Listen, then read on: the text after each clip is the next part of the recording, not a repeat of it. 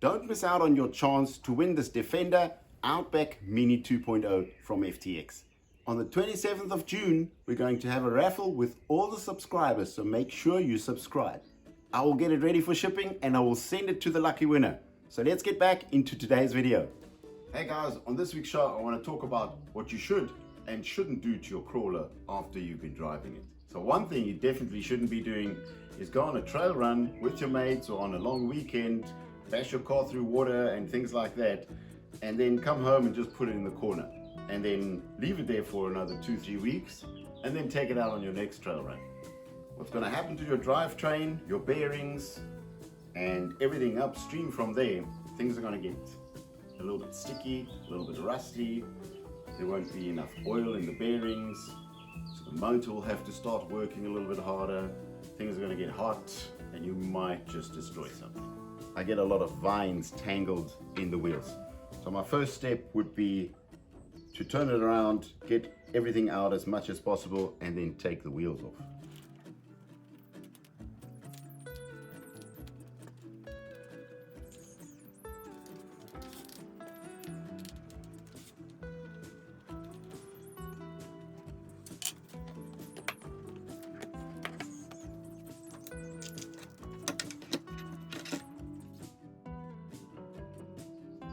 So what these vines are doing, they dry out and they wrap themselves around the axles, and it actually slows the axle down. So the drivetrain starts to have more strain, more pressure on it, and it cannot run free. So my next step, what I want to do, I want to actually check the entire drivetrain if it runs free. So I have to disconnect the motor and just see if the drivetrain has any problems.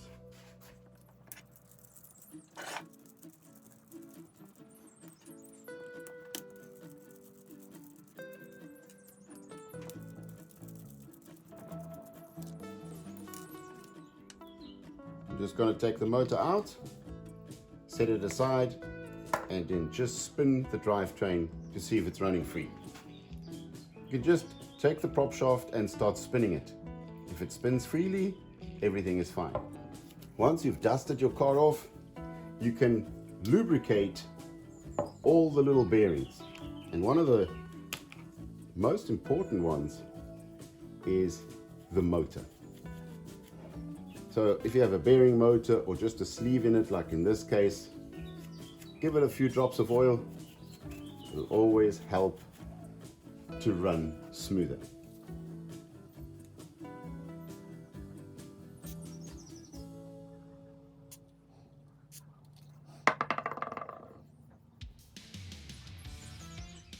That's a lot better.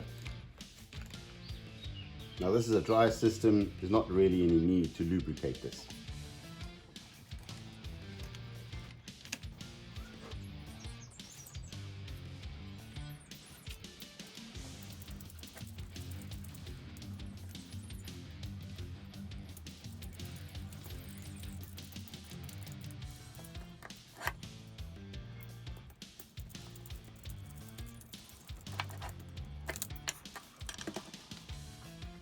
And also just lubricate the bearings that are sitting inside. One on the transfer case and one on the axle.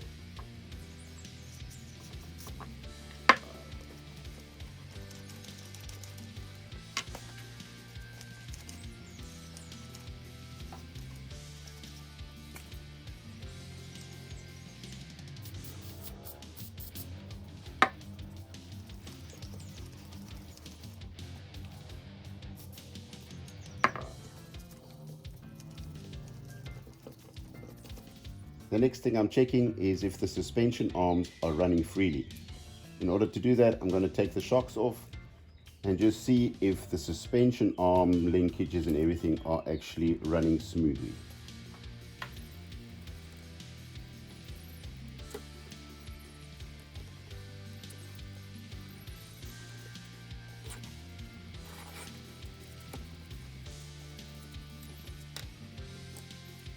On the TRX4, when you take out the shock absorber, you need to put the bolt back in because otherwise the swing arm is loose. So in order for me to check the swing arms and the movement of the suspension, I need to have all 4 of these bolts back in. So once the shock absorbers are off, just move and see if the articulation has any resistance. If it's running smoothly, you can give it just a dab of lubrication on all the points, all the joining points, and put the shock absorbers back on.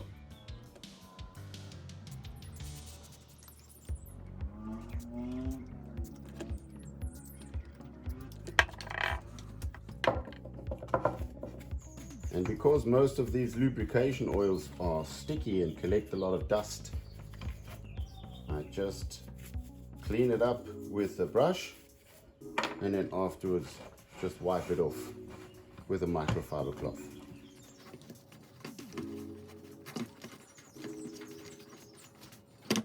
Now that feels a lot freer than it did before.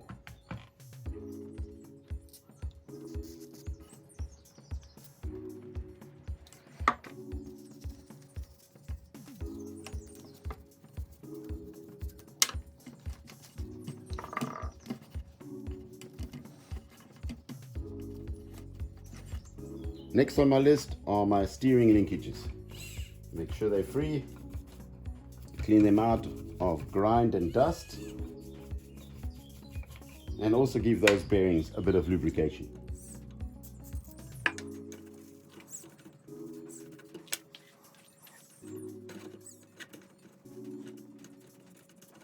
And my next step would be to check the shocks. Make sure they are full of oil, they don't have any air bubbles in them. Clean them up, maybe just put a dab of oil onto the shaft, make sure that runs freely. If you are hearing there are air bubbles in them and they're not running smooth, then just do maintenance and change the oil on the shocks.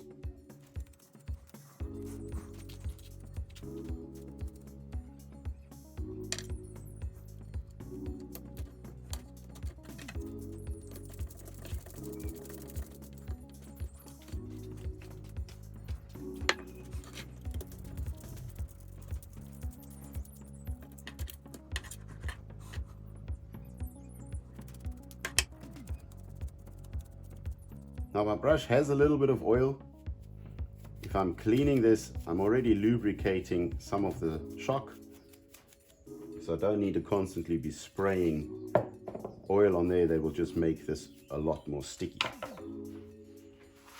After I'm done with the brush, I just wipe it down a little bit with my microfiber cloth so that not all the dust from the trail gets stuck on all the elements of the car.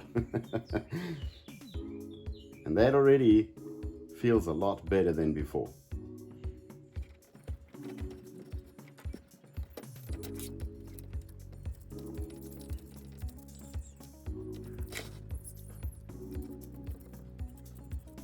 When you put your shocks back on the TRX4, there is a bit of a bigger flange on the one side.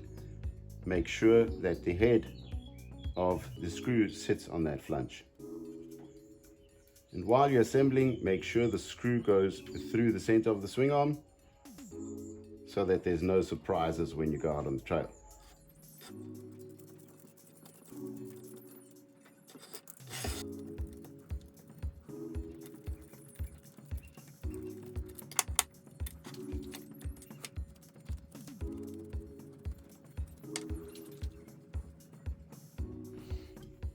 This one is a little bit sticky. I'm just going to give it a little bit of lubrication. Yep, that feels a lot better. Very smooth.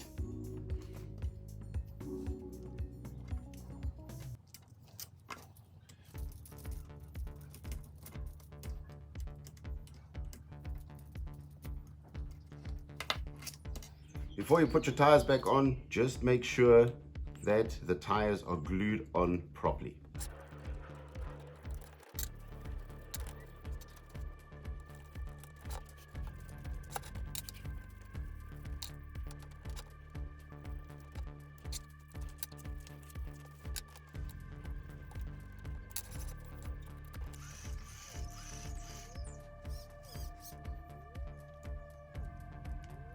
For the lubrication of your RC car, you can use WD-40. A lot of people don't like this. They say it evaporates and dries out.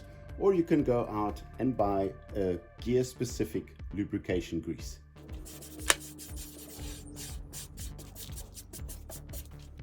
Now, one thing you should never do is submerge your vehicle underwater. Your car is highly water resistant, but it isn't 100% waterproof. So that means the electronics can take a run in the rain or in mud, but it cannot be submerged. Highly water resistant means all the electronic parts, your servo, your motor, your controller, your battery, can get wet. If you would submerge this battery pack underwater, has an opening in its protective casing, water will definitely go in there and in the long run destroy this battery pack. And because our RC cars are getting more expensive by the year, because there's more technology and more ingenuity in the vehicle, it is highly recommended to do regular maintenance on the vehicle. And all in all, the performance of your car will be as new, or even better, probably even better. You're always looking for performance. If you neglect the maintenance, your performance will drop. So I hope you guys enjoyed the video. Thanks for watching. Click that notification bell, subscribe to the channel, and we'll see you guys next week. And yes, I know, maintenance is something that nobody wants to do. See you guys next week. Bye.